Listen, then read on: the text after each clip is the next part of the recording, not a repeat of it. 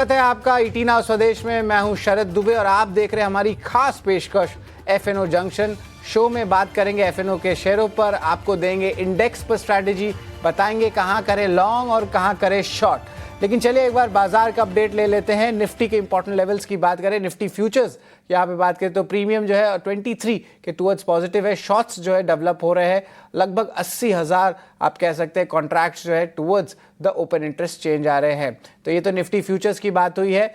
इसके अलावा अगर बात करें तो निफ्टी की जो मोमेंटम है यहाँ पे आप देख सकते हैं कि थोड़ी सी वॉलेटिलिटी ज़रूर है और ओवरऑल जो है फ्रेश शॉर्ट्स आपको निफ्टी फ्यूचर्स में देखने मिल रहे हैं।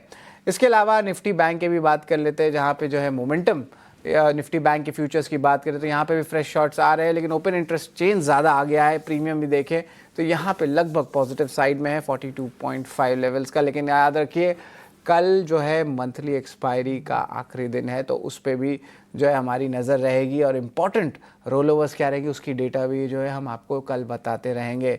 लेकिन ऑफकोर्स मार्केट ब्रेड की भी नज़र डाल लेते हैं। एडवांसेस डिक्लाइन रेशियो में देखें तो हल्के तरफ जो है डिक्लाइंस की तरफ ज़्यादा झुकाव बाजार में आ रहा है, बट ब्रॉडर इंडिसेस की बात करें वायदे बाजार को अगर आप छोड़ दें तो अभी भी जो फेवर है बुल्स के फेवर में, यानी कि हर बार जो है हम देख सकते हैं सस्टेन्ड बाइंग ब्रॉडर इंडिसेस में देखने मिल रही है। और इंडिया विक्स एक बहुत अच्छी मूव आ रही है, दिन के लो लेवल्स पे है, 18.5 लेवल्स के अब नीचे आ चुकी है और ये एक टाइप से रिलीफ है। जिस तरह ग्लोबल संकेत में जो है ऑफकोर्स देख सकते हैं थोड़ी पॉजिटिव मोमेंटम आ रही है और धीरे धीरे करके थोड़ी सी कंसोलिडेशन जो है आपको बेंचमार्क इंडेसेस में भी देखने मिल रही है। देखिए विक्स का लेवल्स 18.5 के नीचे है। निफ्टी की बात करें तो यहाँ पे ऑफकोर्स थोड़ी सी जो है गिरावट आई है, 24,770 लेवल्स के नीचे है।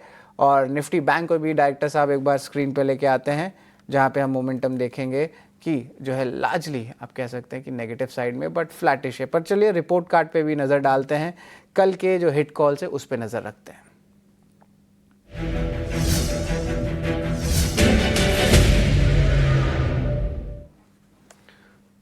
तो कल के रिपोर्ट कार्ड में प्रशांत सावंत के ट्रेड्स पे नजर रहेंगे और शानदार रिपोर्ट कार्ड आई है प्रशांत जी की। लोढ़ा की खरीदारी की राई थी, रिटर्न लगभग 2% का था। टाटा केमिकल की बात करें तो यहाँ पे भी खरीदारी की थी तो लगभग 2.5% का आया है। पिरामल एंटरप्राइजेज में भी 1.5% का रिटर्न देखने मिला है। तो ओवरऑल हिट कॉल्स रहे हैं। और अगर आगे बात करें तो यहाँ पे इनके कॉल्स पे जो है अल्ट्राटेक सीमेंट, टाटा केमिकल जैसे स्टॉक्स पे भी नज़र रहेगी। तो ये प्रशांत सावंत के जो है रिपोर्ट कार्ड है, जहाँ पे लार्जली इन्होंने जो है फ्लाइंग कलर से पास की है। लेकिन चलिए हिट कॉल्स की तो हम बात कर लिए, लेकिन हमारे साथ जो हैं गेस्ट जुड़ने वाले हैं विनय राजनी, जो सीनियर टेक्निकल डेरिवेटिव एनालिस्ट हैं HDFC सिक्योरिटीज से। गुड आफ्टरनून विनय सर। आपके इंपॉर्टेंट कॉल्स जो लास्ट ट्रेडिंग सेशन में थे वो भी अच्छे परफॉर्म किए थे, उसके लिए आपके लिए बधाई। और सर आज जो है जिस तरह मार्केट पैन आउट हो रहा है, ऑफकोर्स थोड़ी सी करेक्शन ज़रूर है, बट एक इंपॉर्टेंट बात है कि विक्स यहाँ पे कूल ऑफ देखने मिल रहा है। और इसके अलावा जो है विनय जी अगर बताएं तो निफ्टी बैंक जो है एक टाइप से कंसोलिडेशन फेस में शायद आने का जो है स्टार्ट कर सकता है। और ऑफकोर्स याद रखिए आज जो है एक दिन पहले मंथली एक्सपायरी भी है, तो यहाँ पे जो क्या लगता है कि ट्रेड्स लाइट रखें निफ्टी बैंक के, क्या कॉल्स या ऑप्शंस पे आपकी नज़र रहेगी, कहाँ पे एक्शन बन रहा है आज? जी। तो जैसे आपने बताया कि निफ्टी और बैंक निफ्टी दोनों कंसोलिडेशन में चल रहे हैं। एक रिजल्ट सीजन भी है, बहुत सारे mid cap small cap companies के रिजल्ट्स भी आ रहे हैं जो इस मंथ के एंड पे सब आ जाएंगे और उसके बाद थोड़ी क्लैरिटी अच्छी बैठती है। हमने देखा है कि जब भी एक रिजल्ट सीजन चल रही थी, काफी सारी कंपनीज रिजल्ट पोस्ट करती है, तब मार्केट का ट्रेंड कोई डायरेक्शनल नहीं रहता है, वही हम देख रहे हैं। और हमने ये भी देखा था कि कल सेंसेक्स की एक्सपायरी तो वॉलेटिलिटी इंडेक्स में थी, लेकिन स्टॉक्स में ज्यादा इतनी मूवमेंट नहीं थी। और जहां तक आपने बताया कि निफ्टी की और स्टॉक की जो एक्सपायरी हम कल देखने वाले हैं, तो उसके चलते कहीं ना कहीं कंसोलिडेशन कंटिन्यू रहेगा कल तक, ऐसा लग रहा है। एक फ्रेश व्यू बनेगा जब हम एक्सपायरी जो जून महीने की एक्सपायरी में एंटर होंगे, तो एक दो दिन के लिए ऐसा लग रहा है कि कहीं ना कहीं हम कंसोलिडेट ही करेंगे निफ्टी और बैंक निफ्टी में। स्टॉक्स में इतनी कोई खास मूवमेंट नहीं आएगी, इंट्राडे वॉलेटिलिटी रहेगी। लेकिन अगर हम प्राइमरी ट्रेंड देखने जाए तो निफ्टी अभी भी अपने की मूविंग एवरेजेस से ऊपर ट्रेड कर रहा है और अच्छा स्ट्रेंथ है मार्केट में। हम देख पा रहे हैं कि एडवांस डिक्लाइन रेशियो गिरते हुए बाजार में भी पॉजिटिव रह रहा है। तो ओवरऑल व्यू मार्केट पे बुलिश है। 1-2 दिन जब तक ये एक्सपायरी खत्म होती है और रिजल्ट सीजन खत्म होती है, तब तक हम कंसोलिडेशन एक्सपेक्ट कर सकते हैं, कंटिन्यू रहे। लेकिन ओवरऑल हमारा व्यू बाय ऑन डिप्स का ही है। 24,500 निफ्टी में काफी स्ट्रॉन्ग सपोर्ट है और हम एक्सपेक्ट कर रहे हैं कि निफ्टी अल्टीमेटली आने वाले 4 से 5 सेशन में 25,300 के टारगेट दिखा सकता है। तो ओवरऑल कोई चिंताजनक सिचुएशन नहीं है। एक कंसोलिडेशन है जो ट्रेडर्स के लिए एक टफ टाइम होता है शॉर्ट टर्म ट्रेडिंग के लिए। तो थोड़ा कंजर्वेटिव ट्रेडिंग कीजिए 2 दिन तक, और 2 दिन के बाद जैसे ही एक्सपायरी खत्म होगी हम बुलिश ट्रेंड कंटिन्यू करेंगे। ये हमारी एक्सपेक्टेशन है। सो 24,500 एक स्ट्रॉन्ग सपोर्ट और स्टॉप लॉस होना चाहिए और अल्टीमेटली नेक्स्ट एक वीक में हम 25,200 से 300 के टारगेट हम देख सकते हैं। 500 जो है स्टॉप लॉस है, 25,300 जो है टारगेट प्राइस है। और ऑफ कोर्स 2 दिन में ऑफ कोर्स हम देखेंगे कि साइडवेज आ सकती है मार्केट्स, खासकर की अर्निंग्स कंप्लीशन और एक्सपायरी को, लेकिन इसके बाद एक नेक्स्ट लेग ऑफ रैली आ सकता है, यही आशा रहेगी। लेकिन विनय जी, निफ्टी बैंक के इंपॉर्टेंट लेवल्स क्या हैं, टारगेट प्राइस, स्टॉप लॉस, यहाँ पे क्या लेवल्स लगते हैं, ये बताएं। जी, तो पिछले 3 दिन में हमने जो हाईएस्ट हाई था 55,900 स्पॉट लेवल की बात कर रहा हूँ। 55,900 काफी अहम रेजिस्टेंस है। तो इसमें भी हम पिछले 5-6 वीक से देख रहे हैं कि बैंक निफ्टी एक कंसोलिडेशन जोन में घुस गया है और ये जो अभी फ्रेश ऑल टाइम हाई बना था 56,100 के करीबन, वो क्रॉस नहीं कर पा रहा। लेकिन हम अभी इस लेवल से अगर हमको व्यू लेना है तो हमें लगता है 55,900 एक लेवल है। 55,900 जैसे ही वो क्रॉस होता है तो हम एक नया फ्रेश ऑल टाइम हाई देखेंगे और अल्टीमेटली 57,000 के टारगेट हम देख सकते हैं। ये मेरा पोजिशनल व्यू है, कल तक की एक्सपायरी का व्यू नहीं है। तो 55,900 के ऊपर 57,000 के टारगेट पोजिशनली देख सकते हैं। और जहां तक सपोर्ट की बात है, हमें लगता है कि 54,600 कैन बी स्ट्रॉन्ग सपोर्ट। तो 54,600 का आप सपोर्ट मान के चलिए और जैसे ही 55,900 क्रॉस होता है ऊपर की साइड पे, तो हम फर्दर एक 1000 पॉइंट की रैली दे सकते हैं। करीबन 57,000 के टारगेट्स बन सकते हैं। चलो एक बार फिर से जो है रिपीट कर देते हैं। टारगेट जो है 57,000 का है, स्टॉप लॉस 54,600 का है, बायसनेस पॉजिटिव है बाय का। तो ऑफ कोर्स निफ्टी बैंक के इंपॉर्टेंट लेवल्स जो हैं हमने जो है विनय जी के इंपॉर्टेंट बात बता दी है। लेकिन अब चलिए लॉन्ग बिल्डअप वाले स्टॉक्स पे नजर डालते हैं।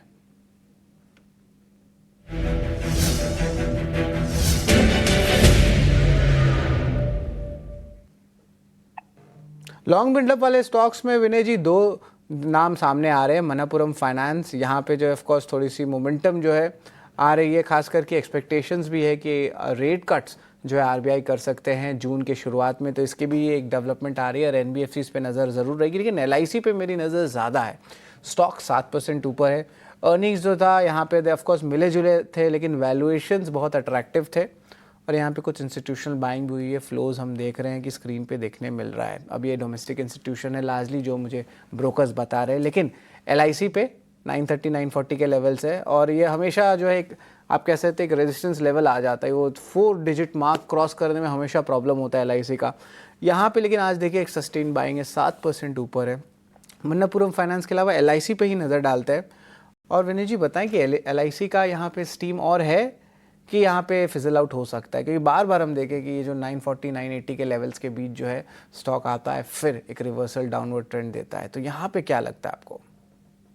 जी, तो आपने जैसे बताया कि हमें हिस्टोरिकली डेटा देखने जाएं तो एलआईसी हमेशा ही बड़ी मूवमेंट देने के बाद ठंडा पड़ जाता है। लेकिन इस बार हमने ये देखा कि रिजल्ट्स आए, रिजल्ट्स के बाद हमने एक अच्छी मूव देखी और अभी तक फिलहाल 7% अप है। इस महीने की बात करें तो 18% जितना गेन दिखाया है। और एक दूसरी पॉजिटिव चीज इस सेक्टर में हम देखने जाए, नॉट ओनली एलआईसी बट आप दूसरे जो स्टॉक्स इसी सेक्टर से बिलोंग करते हैं उसकी जो स्ट्रेंथ देखेंगे तो काफी अच्छी स्ट्रेंथ रही है। तो हमें ये लगता है कि इंश्योरेंस एज ए सेक्टर बहुत अच्छा परफॉर्म करेगा। उसमें से एलआईसी काफी दिनों से और काफी महीनों से एक अंडर परफॉर्मेंस कर दिखा रहा था। अभी वो एक रिजल्ट आने के बाद आउट परफॉर्मेंस की ओर बढ़ रहा है। तो कहीं ना इस सेक्टर की तेजी की वजह से लग रहा है कि इस बार ये फिजल आउट होने के चांसेस कम है। हालांकि हम एफएनओ की बात करें, एफएनओ स्टॉक्स की बात करें और ट्रेडिंग की बात करें तो ऐसा हो सकता है कि ट्रेडिंग में भी 2-3 दिनों में आपको पैसा न बने, क्योंकि 8-9% की ऑलरेडी अपमूव आ चुकी है। बट बाय ऑन डिप्स का व्यू बनाएंगे और पोजिशनल व्यू लेंगे तो मुझे लग रहा है एलआईसी में इस बार पैसे बन सकते हैं और अल्टीमेटली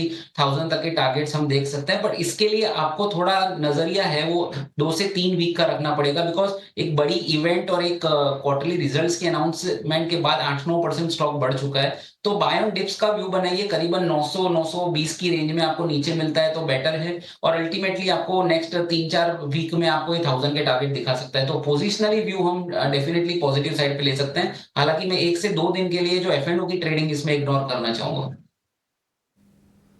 जी बिल्कुल, एलआईसी पे तो बात चल रही है और अर्निंग्स पे भी जो है पूरा जो है जो चल रहा है मोमेंटम। लेकिन चलिए एलआईसी के एमडी सीईओ सिद्धार्थ मोहंती के साथ जो है पूरी जो बातचीत है देखिए आज दोपहर। तो ऑफ कोर्स एलआईसी पे जो है थोड़ा सा हम फोकस करते हैं।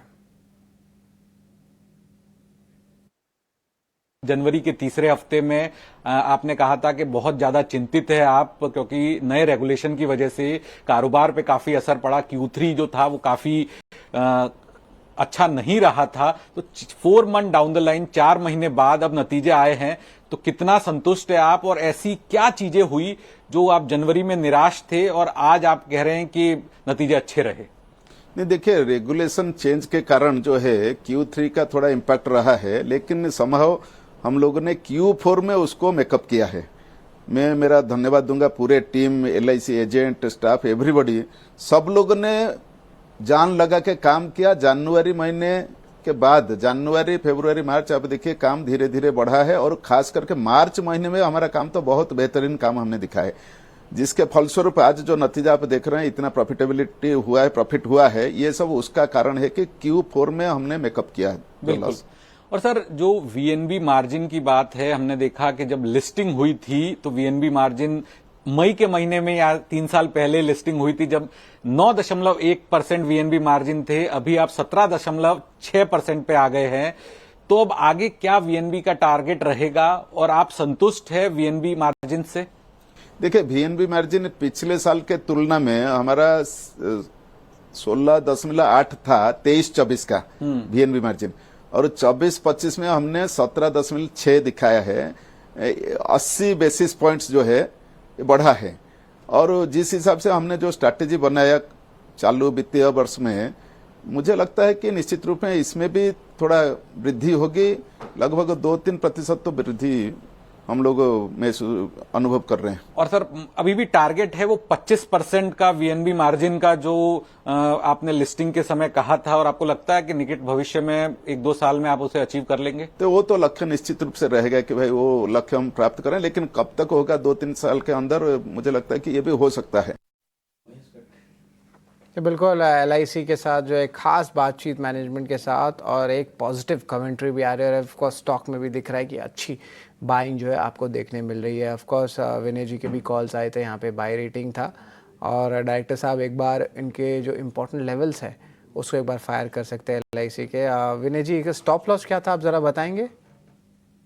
तो मैंने जैसे बताया कि ये एक ट्रेडिंग कॉल नहीं है, लेकिन अगर डिप में बाय करते हैं तो ज्यादा सही रहेगा। अगर आप मुझे लग रहा है कि 9% के बाद अगर इंट्राडे या 1-2 दिन की ट्रेडिंग करेंगे तो काफी स्टॉप लॉस डीप हो सकता है, लेकिन 900 को एक स्टॉप लॉस मान के चल सकते हैं। If you are taking a trading bet तो 900 का स्टॉप लॉस रखिए, और थोड़ा इंट्राडे डिप आए तो नीचे में बाय करेंगे तो ज्यादा बेटर रहेगा। नीचे में बाई करने की सलाह एलआईसी की। लेकिन अब शॉर्ट कवरिंग वाले स्टॉक्स पे नज़र डालते हैं। सीएससी और एचएफसीएल जो है नज़र में रहेगा। ऑफ कोर्स सीएससी पे जो है हमारी पूरी फोकस रहेगी। और सर अगर सीएससी की बात करें तो यहाँ पे ऑफ कोर्स एक रेगुलेटेड बिजनेस है, थोड़ी सी इंस्टीट्यूशनल बाइंग भी कभी कभी देखने मिलती है, बट स्टॉक कभी कभी फिजल आउट भी कर जाता है और ये मोमेंटम नहीं कैरी फॉरवर्ड करता है। अभी करंट चार्ट्स में लगता है यहाँ पे कोई ट्रेड बनता है कि दोनों ही स्टॉक से दूर रहें? सीएससी में हालांकि पोजिशनल ट्रेंड अप है, लेकिन 4-5 दिनों से हम देख रहे हैं कि एक रनिंग करेक्शन चल रहा है और ऊपर के लेवल से थोड़ी बिकवाली आ जाती है, तो एक शॉर्ट टर्म रनिंग करेक्शन है और उसमें हम लॉन्ग कॉल ना ले तो बेटर रहेगा। तो मुझे लग रहा है कि सीएससी को अवॉइड करना चाहिए प्योरली ट्रेडिंग के लिए। जहां तक एचएफसीएल की बात है, डेफिनेटली उसमें एक लग रहा है कि पिछले जो 5 दिन का हाई उसने क्रॉस किया है और अभी 1.5% की अपसाइड है, तो एचएफसीएल में डेफिनेटली लॉन्ग साइड की बेट ले सकते हैं। 88-60 के आसपास प्राइस चल रहा है, तो मुझे लग रहा है कि आप एक करीबन ₹1.5 का स्टॉप लॉस, करीबन 87 का स्टॉप लॉस लगा सकते हैं, और अपसाइड में आप इसमें 9150 से 92 के टारगेट एक्सपेक्ट कर सकते हैं। तो एचएफसीएल मुझे लग रहा है कि ट्रेडिंग बैट बन सकती है, सीएससी को इग्नोर करना चाहिए। जी बिल्कुल, इस पे जो है नज़र ज़रूर रहेगी। लेकिन चलिए ब्रेक के बाद जो है कहाँ पे जो है शॉर्ट बिल्डअप हो रहा है, लॉन्ग अनवाइंडिंग हो रहे हैं, और विनय जी के क्या अहम कॉल्स रहेंगे, सब मैं लेके आऊँगा ब्रेक के बाद।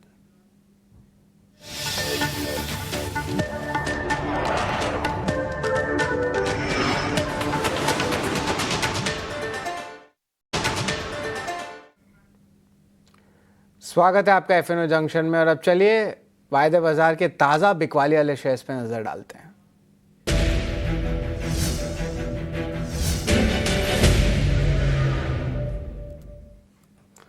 तो बिल्कुल ताज़ा बिकवाली शेयर्स में आईटीसी पे नज़र रखिएगा। यहाँ पे आज जो है ब्रिटिश अमेरिकन टोबैको ने लगभग 2% से ज़्यादा की स्टेक की बिकवाली ओपन मार्केट में की है। और ये जो बात है हमने आपको सुबह ही मार्केट आज के पहले बता दिया था सबसे पहले। और यहाँ पे देखिए आप जो है अब्जॉर्प्शन देखने मिल रहा है। ऑफकोर्स डोमेस्टिक इंस्टीट्यूशन की बाई या कौन बायर्स रहेंगे ये बहुत इंपॉर्टेंट रहेगा। लार्जली डीआईज का पार्टिसिपेशन देखने मिल रहा है जो मेरे को ब्रोकर्स बता रहे हैं। बॉश की बात करें यहाँ पे इंटरेस्टिंगली देखें तो यहाँ पे अच्छी मुनाफा वसूली आ रही है। One of the top losers है जहाँ पे फ्रेश शॉट्स आता है वायदे बाजार के सेगमेंट में 31,400 के लेवल्स के आसपास है। ताज़ा बिकवाली हो रही है। आईटीसी पे सबसे पहले शुरू करते हैं।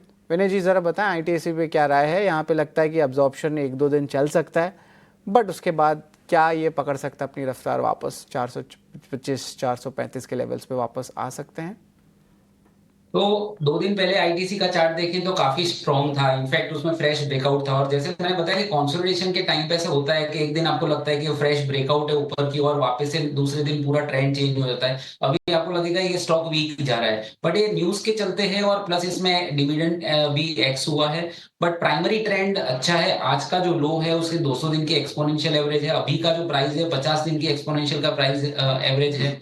तो कहीं ना कहीं लॉन्ग टर्म मूविंग एवरेजेस के आसपास अभी स्टॉक ट्रेड कर रहा है और मुझे नहीं लग रहा है कि इसमें कोई शॉर्ट पोजीशन बनाई जा सकती है। कोई भी जो भी नेगेटिव्स थे वो ऑलरेडी आज खुलने के बाद हमने एक डिस्काउंट होते देख लिए हैं। तो इस लेवल से मुझे नहीं लगता कि आईटीसी शॉर्ट करना चाहिए। तो मुझे लगता है कि इसको अवॉइड करना ही बेटर रहेगा। और दूसरा स्टॉक आपने बताया था बॉश लिमिटेड। डेफिनेटली इसमें एक टेक्निकल सेटअप वीक हुआ है। कल हमने एक डोजी कैंडलस्टिक पैटर्न देखी थी डेली चार्ट पे, उसके बाद 3% का फॉल आज के सेशन में विद सिग्निफिकेंट वॉल्यूम जंप। तो यहाँ पे ऐसा हो सकता है कि आप 2 से 3% की फर्दर गिरावट देख सकते हैं। तो डेफिनेटली जो नेक्स्ट सपोर्ट मुझे स्टॉक में लग रहा है वो करीबन 30,700 30,800 की। और कैश लेवल की बात कर रहा हूँ, स्पॉट लेवल की, तो 30,700 30,800 का एक सपोर्ट लेवल दिख रहा है। और जहां तक रेजिस्टेंस की बात है तो मुझे लग रहा है कि 31,900 का एक रेजिस्टेंस है जो आपकी शॉर्ट पोजीशन में स्टॉप लॉस होना चाहिए।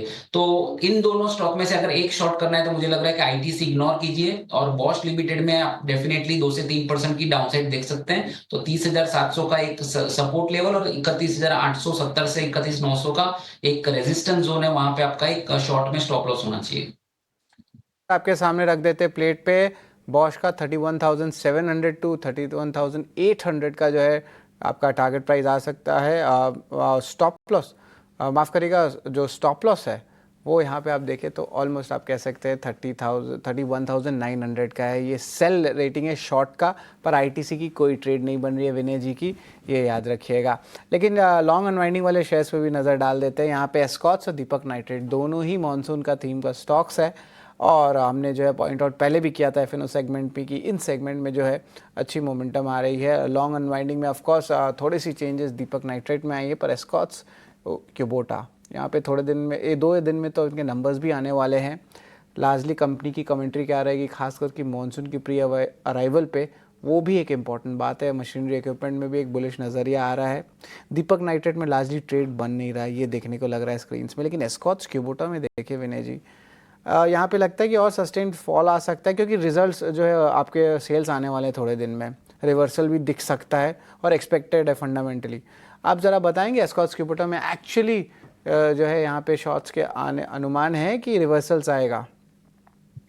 तो डेफिनेटली आज 2.5% की गिरावट है और शॉर्ट्स बने होंगे इंट्राडे में, लेकिन पोजिशनल ट्रेंड इसका काफी पॉजिटिव है। हमने देखा था कि नॉट ओनली एस्कॉर्ट्स पर एमएनएम के और अशोक लेलैंड जैसी स्टॉक्स के भी पॉजिटिव सेटअप है। और हम देख रहे हैं कि कहीं ना कहीं फ्लैग पैटर्न बन रहा है। जो फ्लैग पैटर्न होता है जनरली एक रनिंग करेक्शन या तो कंसोलिडेशन का एक पैटर्न होता है, तो वही मैं देख रहा हूं। तो मुझे लग नहीं रहा है कि ये एक एक्सटेंशन ऑफ द डाउनफॉल होगा। आज 2.5% 2.25% डाउन है, लेकिन यहां से शॉर्ट लेंगे तो ज्यादा रिस्की हो सकता है क्योंकि ओवरऑल कंसोलिडेशन में चल रहा है और प्राइमरी ट्रेंड अपसाइड का है। तो मैं एस्कॉर्ट्स में शॉर्ट नहीं जाना चाहूंगा। हालांकि हालांकि मैं लॉन्ग भी रिकमेंड नहीं कर रहा हूं, लेकिन शॉर्ट्स तो एटलीस्ट नहीं करने चाहिए, क्योंकि ऑलरेडी हम प्राइमरी ट्रेंड अपसाइड पे देख रहे हैं, सेक्टर भी रिलेटिवली स्ट्रांग है।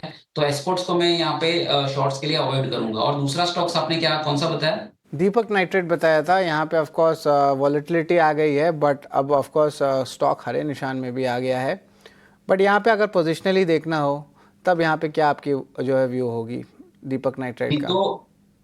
तो इस पर्टिकुलर सेक्टर में हमने देखा है काफी सारे स्टॉक्स नीचे के लेवल से अच्छी रिकवरी दिखा रहे हैं। आरती इंडस्ट्री हो, दीपक नाइट्राइट हो, तो एक ऐसा लग रहा है कि बुलिश रिवर्सल केस हुआ है पोजिशनली। हालांकि 5-6 दिनों से इस स्टॉक में एक रनिंग करेक्शन आया, और अब करेक्शन आते आते आज का जो लो है वो 50 दिन की एक्सपोनेंशियल एवरेज पे आ गया है, जो 2030 के करीबन है। तो मुझे लग रहा है कि अभी सपोर्ट के पास में आ गया है। भले ही ये 5-6 दिनों से थोड़ा वीकनेस दिखा रहा है, लेकिन अभी सपोर्ट के पास आ गया है। तो यहाँ पे भी मैं इग्नोर ही करना चाहूंगा, इसमें फ्रेश शॉर्ट्स पोजीशन बनाने की सलाह मैं नहीं दूंगा। तो इस स्टॉक को भी मैं शॉर्ट की और अवॉइड करने की सलाह दूंगा।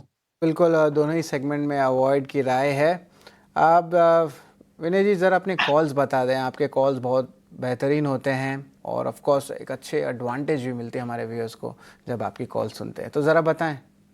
जी, तो मेरी तरफ से 2 ट्रेडिंग कॉल है, दोनों लॉन्ग साइड पे है, जो जून फ्यूचर में मैंने रिकमेंड किए हैं। एक है प्राइवेट सेक्टर बैंक बंधन बैंक। तो आज भले ही वो स्टॉक ठंडा हो, लेकिन कल का क्लोज कन्विंसिंग था। और नॉट ओनली बंधन बैंक, आप RBL bank, DCB bank, city union bank, ये सभी छोटी वाली प्राइवेट सेक्टर बैंक्स के स्टॉक्स देखेंगे तो अच्छी खासी स्ट्रेंथ इन स्टॉक्स ने डिस्प्ले की है, तो वो कंटिन्यू हो सकता है। तो बंधन बैंक का जून का फ्यूचर मैं यहाँ पे लॉन्ग करना चाहूंगा 170 पे। 166 का एक स्टॉप लॉस रिकमेंड कर रहा हूँ, और 176 का टारगेट मैं एक्सपेक्ट कर रहा हूँ। ये जो नजरिया रहेगा 3 से 4 ट्रेडिंग सेशन का रहेगा। दूसरा जो पिक है, मैं रियल एस्टेट सेक्टर से चूज कर रहा हूँ, जो एक नीचे के लेवल से ग्रेजुअली स्ट्रेंथ पकड़ रहा है, वो है गोदरेज प्रॉपर्टी। तो गोदरेज प्रॉपर्टी में भी एक अच्छा कंसोलिडेशन का ब्रेकआउट दिख रहा है। गोदरेज प्रॉपर्टी में जून का फ्यूचर आप लॉन्ग कर सकते हैं करीबन 2275 पे। स्टॉप लॉस मैं यहाँ पे 2230 का रिकमेंड करूंगा, और on the upside I am expecting a target of 2335। तो गोदरेज प्रॉपर्टी मेरी सेकंड पिक है, टारगेट 2335, स्टॉप लॉस 2230। बंधन बैंक का मैंने जून फ्यूचर का लेवल बताया 170 entry level, 166 stop loss and 176 target. जी बिल्कुल, 2 अहम कॉल्स गोदरेज प्रॉपर्टीज़ और बंधन बैंक विनय जी के कॉल्स हैं। एक बार फिर से रिवाइज कर लेते हैं, खासकर कि बंधन बैंक पे। यहाँ पे ऑफ कोर्स बैंकिंग स्पेस पे भी जो है नज़र रहने वाली है। ईस्टर्न इंडिया पे जो है ज़्यादा इनका एक्सपोजर है इस बैंक का, एंड ऑफ कोर्स सारे बैंक्स में तेज़ी आई है, बट यहाँ पे तेज़ी देखने नहीं मिली है, तो रनअप ही नहीं हुआ है। तो बंधन बैंक पे नज़र रखिए। Godrej properties target 2335 buy rating, stop loss आपकी स्क्रीन पे 2275। और एक बार फिर से बंधन बैंक के अगर आंकड़े बात करें डायरेक्टर साहब, टारगेट प्राइस और स्टॉप लॉस पे जो है उस पर भी नज़र रखेंगे। और ये जो है ओवरऑल आपके कॉल से, तो धन्यवाद विनय जी, आप हमारे साथ जुड़े, 18 नाउ स्वदेश में इंपॉर्टेंट कॉल्स दिए। और आपके पास कोई डिस्क्लोजर्स हैं? तो जो स्टॉक्स आज हमने डिस्कस किए हैं, उनमें से कि LIC इंडिया जब से आईपीओ था, आईपीओ के लेवल्स जो मैंने भरा था और उसमें मैं होल्ड कर रहा हूं अभी भी। और बाकी जो भी स्टॉक्स आज हमने डिस्कस किए उसमें मेरी कोई पर्सनल पोजीशन नहीं है, लेकिन हमने हमारे क्लाइंट्स को एडवाइस किए हो सकते हैं, और हमारे कंपनी एसोसिएट के पास पोजीशन हो सकती है। जी धन्यवाद सर। बस आज के लिए बस इतना ही। बहुत एक्शन पैक था FNO जंक्शन हमारा, लेकिन आप हमारे साथ जुड़े रहे 18 नाउ स्वदेश पर।